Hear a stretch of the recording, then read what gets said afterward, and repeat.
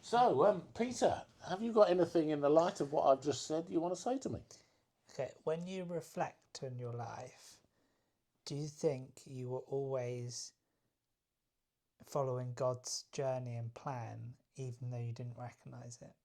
Maybe when you were younger. Yeah, I do think I was. I mean, this is a bit of testimony in a way, but I can remember at the age of 9 looking at God's creation at a place called Titchfield Haven Nature Reserve and looking at this dab chick or little grebe out on the river and thinking, this is beautiful here. God must be here somewhere, not knowing who God was or whatever.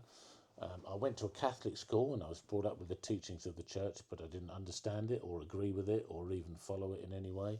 But there was something about that journey and all the things that happened to me that, in hindsight, made me think God was walking with me. And there was a verse when I actually became a Christian and was challenged to go forward to be a minister, which is a verse in the Psalms, which really helped me significantly to think about um, where I was going with my journey. So, yeah, I do. And on a smaller level, do you feel like there's parts of your life now that you don't recognize as being God's plan, but are God's plan?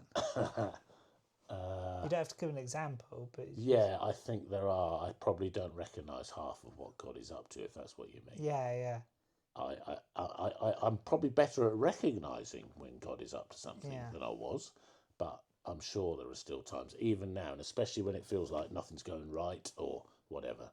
For That is, me, for me, I'm not so sure that everything is part of God's plan because I just think there's a level of autonomy, like my choices, yeah. sort of Well, that's not necessarily God's plan. not. I mean, It's not God's he might plan. have a plan for us, but we don't have to obey him, do we? No, So we can go off but whatever tangents we that like. links back to your Jeremiah. What I think it was follow finding the path Yeah, finding that, the path and walking the good and way. that's part of the journey of faith. Yeah, it is.